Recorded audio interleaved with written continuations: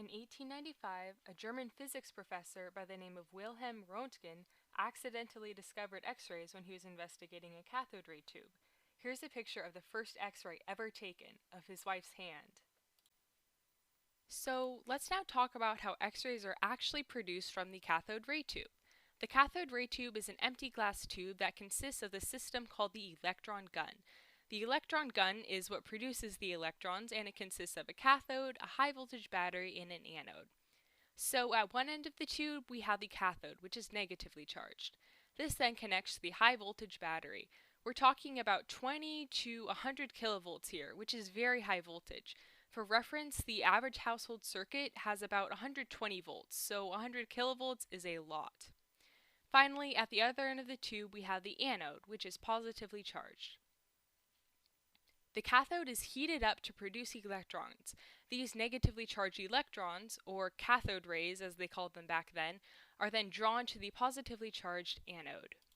Since the electrons are charged particles, they can be deflected by a magnetic force. Now, most of the energy from the electrons is released as heat, which is bad because it can actually melt the anode. So to prevent this from happening, sometimes the anode is shaped like this and rotates, so that even though the electron beam is technically hitting in the same spot, since the anode is rotating, it's distributing the heat so it doesn't melt. So how does the anode actually produce these X-rays? Well, the anode is usually made out of a metal called tungsten. Let's imagine that this is a tungsten molecule. It has 74 protons, so it is very positively charged. As you can imagine, as the negatively charged electrons go past it, they're going to be very attracted to the tungsten. So they will bend off their course in order to come nearer to it, thus slowing down and losing kinetic energy. That extra energy is released in the form of X-rays. Here's another diagram of a cathode ray tube that's similar to the last one I drew, but this is more in the style of what Röntgen would have actually used. It still has the electron gun that consists of the cathode, the anode, and the high voltage battery, but the shape of the glass bottle is a little bit different. It has a skinnier end and then a larger end. And at the larger end, there's a fluorescent screen that's made of a phosphorus coating. This is so that the electrons pass from the cathode to the anode and then onto the fluorescent screen, which the electrons light up, therefore producing a fluorescent light. Now, here's an image of an actual cathode ray tube, similar to one that Röntgen would have used himself. When he discovered X-rays, he wasn't actually searching for them. He didn't even know that they existed. He was simply investigating the cathode ray tube. He was doing an experiment where he covered the entire tube in cardboard, since he knew that the fluorescent light could not escape cardboard. But to his surprise, some sort of light did escape, and it illuminated a screen behind him. And he named these mysterious rays X-rays, since he couldn't think of a name for them. Now let's talk about how X-ray machines actually work. Here's a diagram of one of the more common types used in hospitals where the patient lays under the X-ray machine. But it's more to know that there are many different styles of X-ray machines, including this one shown here that's designed specifically for babies. They don't look too happy, but it just goes to show the versatility of X-rays. X-rays are applied in many fields, including in vets, offices, and dental offices to take X-rays of teeth. Another type of X-ray is a CT scan, which takes multiple X-ray images from different angles around the body in order to get a more detailed and comprehensive final X-ray image. X-rays can be used to diagnose many things, including broken bones, pneumonia, tuberculosis, and even cancer. X-rays can also be used to treat cancer through radiation therapy, where X-rays produce extreme radiation that kills cancer cells. Now let's look at a slightly more complicated diagram, and even though this looks a little bit more complicated, it's still the same basic idea as the cathode ray tube.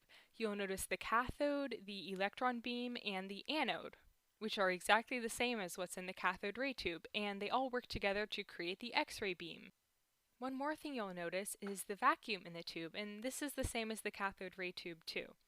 And it's necessary to have a vacuum in the tube to allow the electrons to move in a straight line as quickly as they can.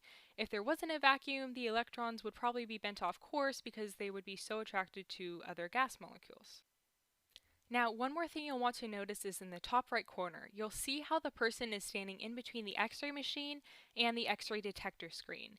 Now, as the x-rays pass through the person, not all of them come out on the other side. For soft tissues, like skin and organs, the x-rays pass right through because the soft tissues aren't dense enough to absorb the high energy beams. But for denser tissue, such as our bones, which have a lot of calcium, they actually do absorb the x-rays. You'll notice in the x-ray detector screen how there seems to be an image of a skeleton. This is not actually an image though, it's actually a shadow. Normally we would think of shadows being black and light being white, however in this case it's the opposite. You see, as the x-rays pass through the bones of the person, the bones absorb the light. Therefore, no light is being emitted where the bones are, and therefore this creates a shadow in the shape of the bones. A common concern for x-rays is radiation exposure. X-rays are a form of high-energy electromagnetic radiation on the higher frequency side of the electromagnetic spectrum. Radiation in high levels can be very damaging and can cause things like cell damage, brain fatigue, hair loss, skin sores, and even DNA damage. When most people think of radiation, they may think of extreme radiation disasters, such as the Chernobyl nuclear reactor disaster that happened in Ukraine in the 1980s. So much radiation was released that scientists estimate that it won't be safe to live in for 20,000 years. About 100 people died immediately following the incident, but people estimate that up to 16,000 will die from long-term radiation sickness caused by the disaster. So, the concern for radiation exposure is definitely understandable. However, x-rays are very safe and emit a very low level of radiation. If you look at the top of the chart, the radiation dose of first responders to Chernobyl was extremely high and very rare. Now, if you look towards the middle of the graph, the incident radiation from a whole body CT scan is very, very small compared to this number and is very safe. This is even for a whole body CT scan. And for more targeted x-rays that are smaller, such as chest x-rays or x-rays for a broken bone, the level is even smaller. Scientists estimate that the radiation you get from a smaller x-ray is the same as what you would naturally get over the course of 10 days.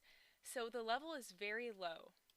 But there is still concern for a buildup of radiation exposure over time, so doctors and dentists have their patients wear lead aprons when they are getting x-rays.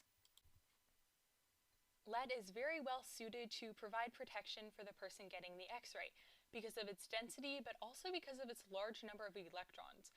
When the x-rays attempt to pass through the lead, the electrons in the lead will absorb and scatter the energy, so it cannot pass through. Here's an image showing how lead stops many forms of radiation. Okay, so that wraps up our overview of x-rays. Thanks so much for watching.